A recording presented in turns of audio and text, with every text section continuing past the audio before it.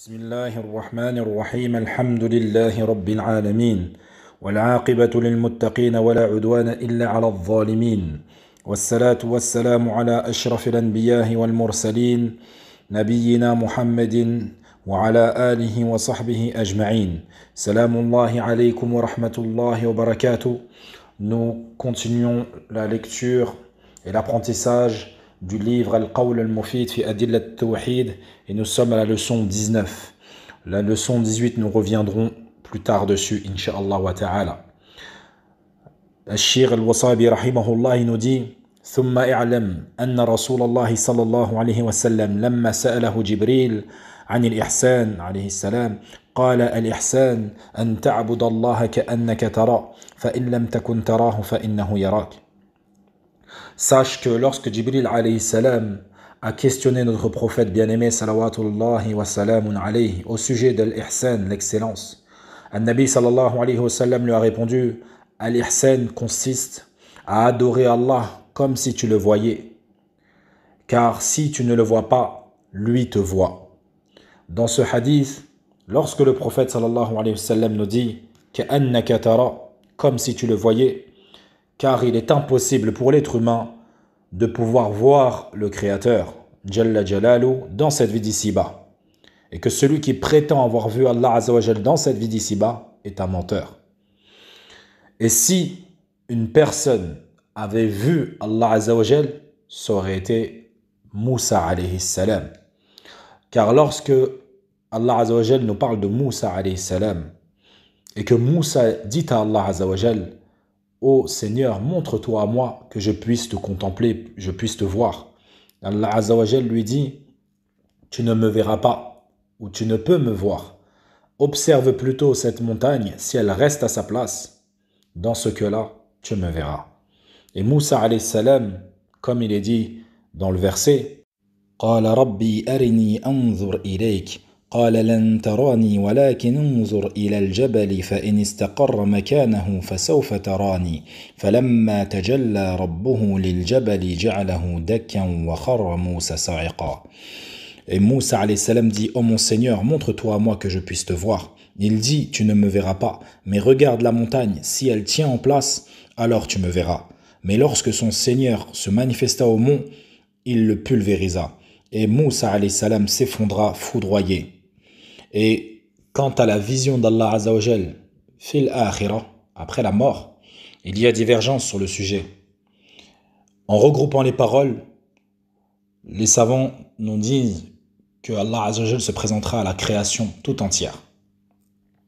Il y a les croyants qui le verront à ce moment-là, et ils le verront également fil Jannah, au paradis. Il y a ceux qui seront ressuscités aveugles, donc ne pourront voir Allah Azza wa Jal.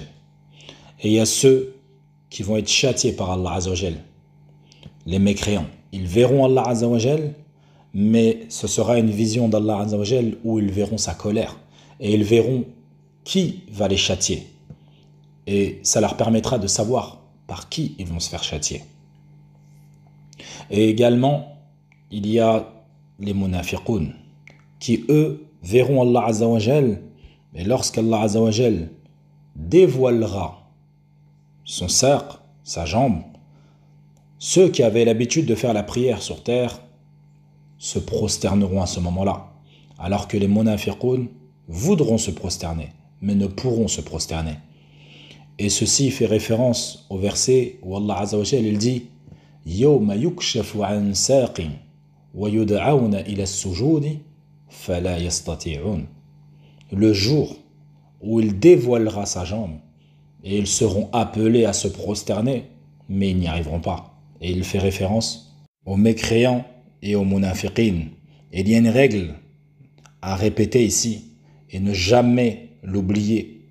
Toujours, lorsque des noms et des attributs d'Allah te sont évoqués, ne jamais oublier cette règle.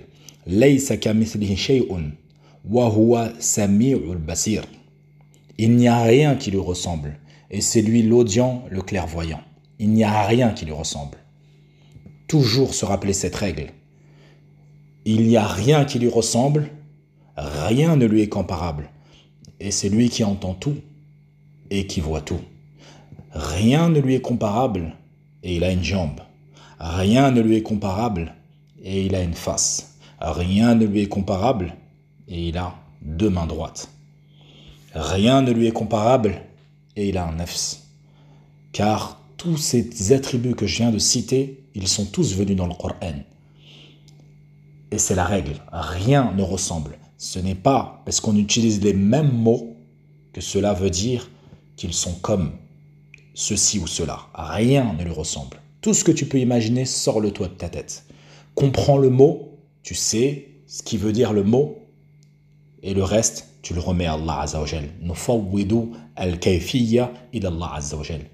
Le comment d'Allah, nous l'accordons à Allah, nous le laissons à Allah.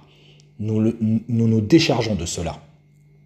Peu importe les mots qu'on utilise, peu importe toutes les caractéristiques que nous donnons à Allah Azza wa Jal, tant qu'elles sont données dans le Coran et la Sunna authentique, ce sont des noms et des attributs qu'Allah s'est donné lui-même dans ce cas-là.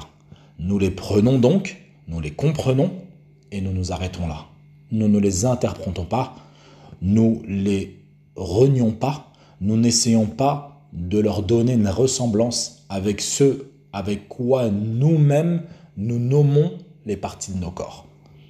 C'est la règle. Laysa kamithlihi shay'un wa huwa sami'ul basir. En aucun cas nous avons droit de dire qu'Allah Azza wa Jal est comme ceci ou comme cela.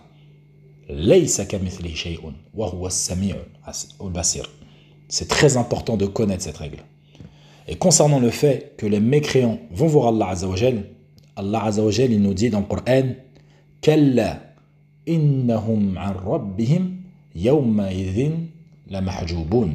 Qu'ils prennent garde, en vérité, ce jour-là, un voile les empêchera de voir leur Seigneur. Et les savants nous expliquent que avant que le voile ne vienne devant eux, les empêcher de voir leur Seigneur, Allah va parler aux mécréants et ils y verront la colère d'Allah Azza wa Jal et le châtiment qui les attend, comme nous l'avons dit précédemment. Et ils sauront qui va les châtier. Et puis un voile viendra devant eux. Et ils auront vu par qui ils vont se faire châtier. Et cela leur fera encore plus peur. Car Allah Azza wa Jal, shadidul iqab, il est dur en châtiment. Puis Shir nous donne la parole de Shir Mohammed ibn Salih al-Uthaymin rahimahullah. Et il nous dit, comme dans son recueil de fatwa, Al-Ihsan, il nous donne la compréhension de l'Ihsan. Al-Ihsan est le contraire de la malfaisance, Al-Isa. Al-Ihsan consiste à ce que la personne déploie ses efforts dans le bien et se préserve de commettre le mal.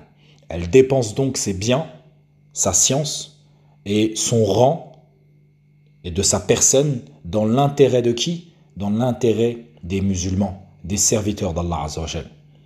Pour ce qui est de ses biens, comment il fait pour être excellent avec ses biens?